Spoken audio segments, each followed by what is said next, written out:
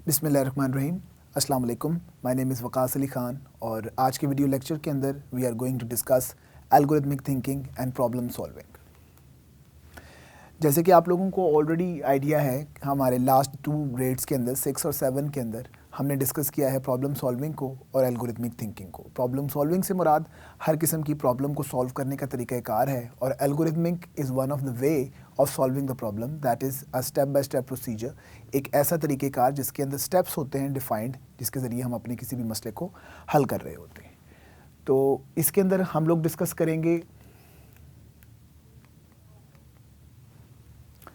SLOs के अंदर हमारे पास 2 पॉइंट्स हैं आज। एक ये है कि हम कंप्यूटेशनल थिंकिंग की स्कोप और लिमिटेशन को डिस्कस करेंगे और इसके साथ साथ हमारे जो मेन कॉन्सेप्ट्स हैं एल्गोरिथमिक थिंकिंग के और प्रॉब्लम सॉल्विंग के, जिसके अंदर सीक्वेंस, लूप और कंडीशंस हैं, ये हमारे पास कंप्यूटेशनल थिंकिंग, एल्गोरिथमिक थिंकिंग में भी आते हैं और इसके साथ साथ हमारी प्रोग्रामिंग का भी एक बहुत मेन कॉन्सेप्ट है। हम इन दोनों SLOs को डिस्कस करेंगे।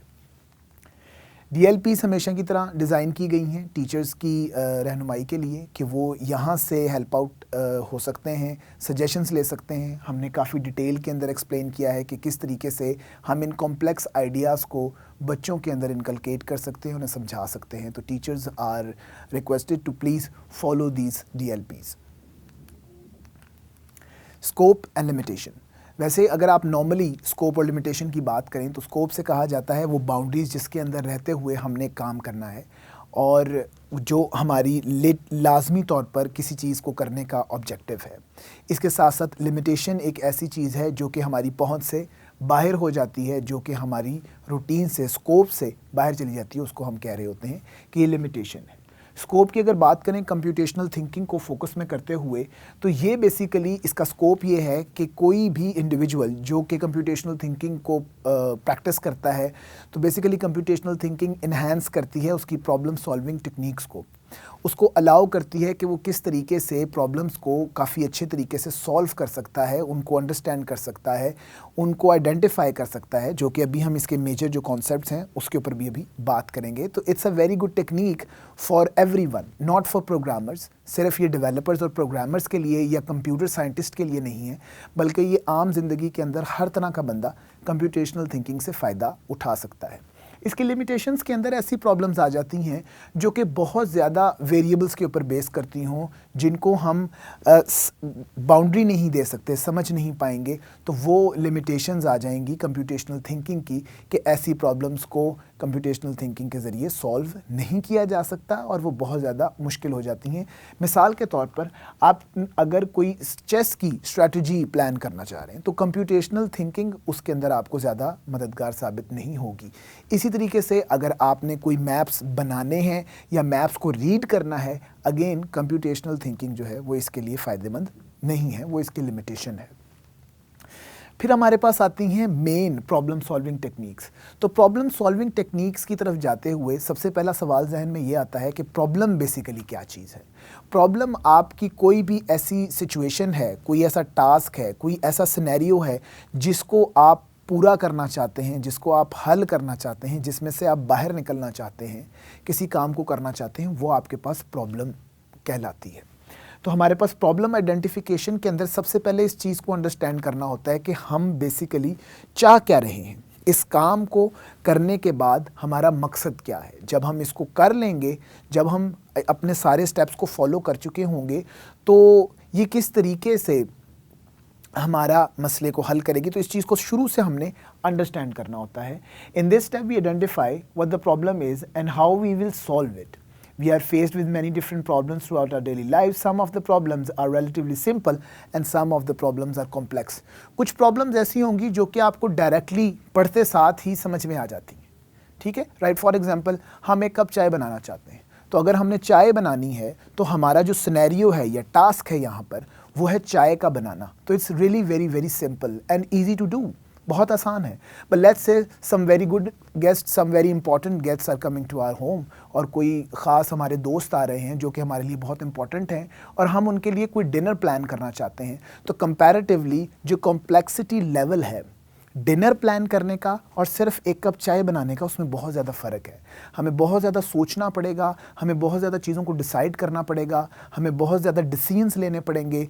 तो इस तरह के काम को, इस तरह के टास्क को हम कॉम्प्लेक्स कहते हैं। मैंने आपको मिसाल के लिए काफ़ी सिंपल और रिलेटेड एग्जांपल्स दी हैं, but in reality complex problems comparatively बहुत ज़्यादा कॉम्प्लेक्स होती हैं। इसी तरीके से जो हमारे कुछ ऐसे कॉन्सेप्ट्स हैं जो कि प्रोग्रामिंग टेक्निक्स के अंदर, प्रॉब्लम सॉल्विंग टेक्निक्स के अंदर इस्तेमाल की जाती हैं, जिसके अंदर हम एल्गोरिदम ऑलरेडी पढ़ चुके हैं। एल्गोरिदम बेसिकली क्या होते हैं? स्टेप्स होते हैं जिनके ज़रिए हम अपने किसी मसले को हल कर रहे होते हैं। उसके बाद हमारे पास आता है सूडो कोड। सूडो कोड एक ऐसा एल्गोरिदम होता है जो कि किसी प्रोग्रामिंग लैंग्वेज के ऊपर बेस करता है, पर वो किसी प्रोग्रामिंग लैंग्वेज के सिंटैक्स को, रूल्स को 100% फॉलो नहीं कर रहा होता, पर काफ़ी हद फॉलो करता है, काफ़ी हद तक। और उनको फॉलो करने के साथ साथ जो भी डेवलपर है, जब उसको सूडो कोड की शक्ल के अंदर सॉल्यूशन दिया जाता है तो वो बड़ी आसानी से उसको समझ लेता है, अंडरस्टैंड कर लेता है, और उससे फिर उसको कोडिंग करना बहुत आसान रहता है। इसके अंदर हमारे पास एक कॉन्सेप्ट आता है नेस्टिंग का। नेस्टिंग से मुराद ये है कि जब आप एक कैटेगरी के अंदर, that can be a decision statement, that can be a looping statement, जब आप एक डिसीजन स्टेटमेंट या लूपिंग स्टेटमेंट के अंदर एक और डिसीजन या लूपिंग स्टेटमेंट, जिनको कंट्रोल स्टेटमेंट्स भी कहा जाता है, अंदर ऐड करते हैं, तो ऐसे कॉन्सेप्ट को नेस्टिंग कहा जाता है। जैसे एक इफ़ कंडीशन के अंदर एक और इफ़ कंडीशन लगाना, या एक वाइल लूप के अंदर एक और वाइल लूप लगाना। जैसे मैंने एग्जांपल में तो दोनों एक जैसे कर दिए, पर इसके अलावा एक इफ़ के अंदर कोई इफ़ एल्स भी लग सकता है, और एक वाइल के अंदर फॉर का लूप भी लग सकता है। ये इफ़ क्या है और फॉर क्या है, ये इंशाल्लाह अपने नेक्स्ट क्लासेस के अंदर ज़रूर सीखेंगे। Then we have a loop. जब हमारे पास किसी भी सॉफ्टवेयर के अंदर, प्रोग्राम के अंदर, सॉल्यूशन के अंदर जब कुछ सेट ऑफ स्टेटमेंट दोबारा से दोहराई जाती हैं, जब एक से ज़्यादा दफ़ा वो स्टेटमेंट्स चलाई जाती हैं, एक जैसी स्टेटमेंट्स, उस कॉन्सेप्ट को लूप कहते हैं।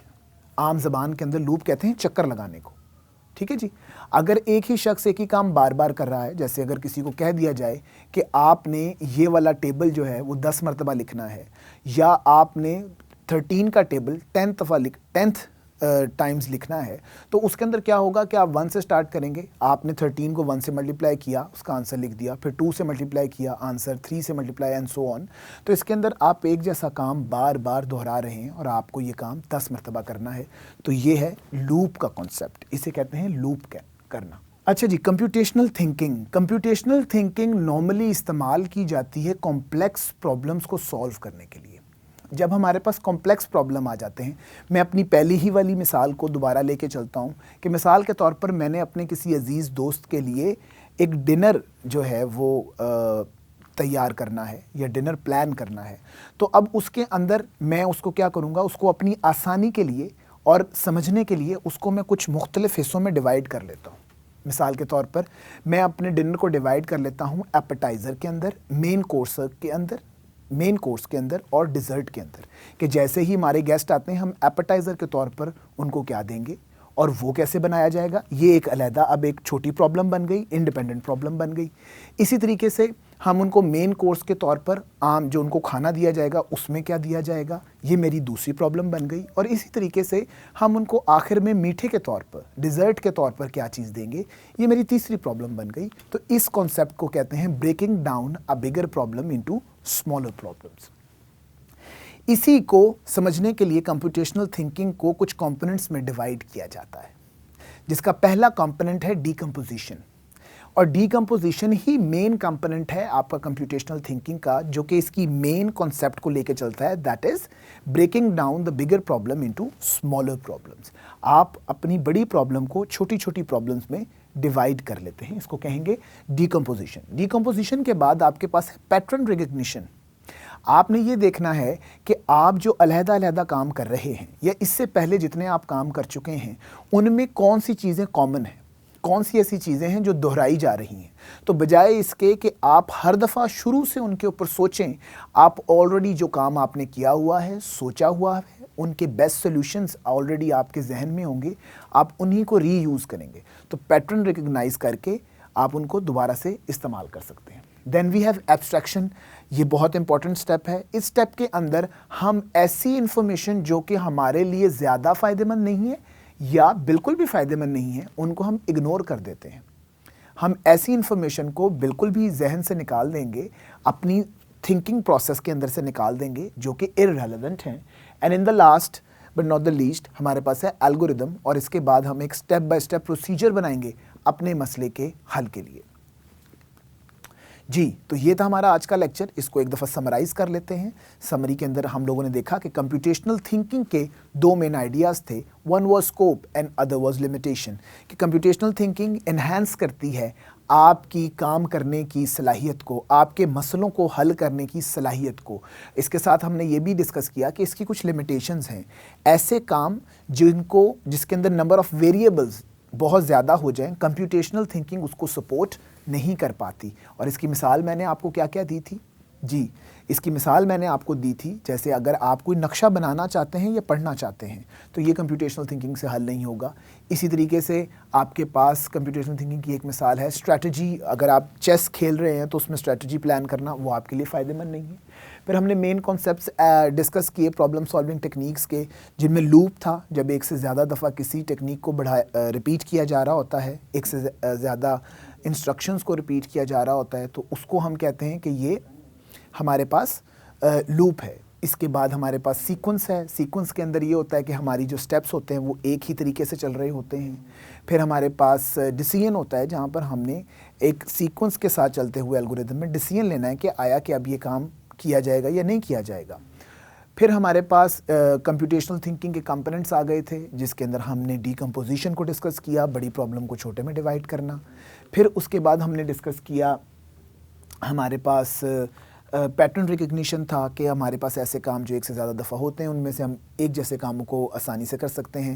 एब्स्ट्रैक्शन है। एब्स्ट्रैक्शन के अंदर हम क्या करते हैं कि हम इररेलेवेंट इन्फॉर्मेशन को इग्नोर करते हैं और इन द एंड हम अपने एल्गोरिदम को बनाते हैं। एल्गोरिदम को मतलब एक स्टेप बाय स्टेप प्रोसीजर को बनाते हैं ताकि हम अपने मसले को हल कर सकें। आई होप कि ये सारे कॉन्सेप्ट आपको समझ आए होंगे, और अगर आपको कोई चीज़ समझ में नहीं आई तो आप रिपीट करके देख सकते हैं। इसके अलावा आपके पास अपने टीचर्स मौजूद हैं, आप उनको कंसल्ट कर सकते हैं। तो इंशाल्लाह हम अब नेक्स्ट वीडियो के अंदर मिलेंगे। तब तक के लिए आप मुझे इजाज़त दीजिए। अस्सलाम वालेकुम।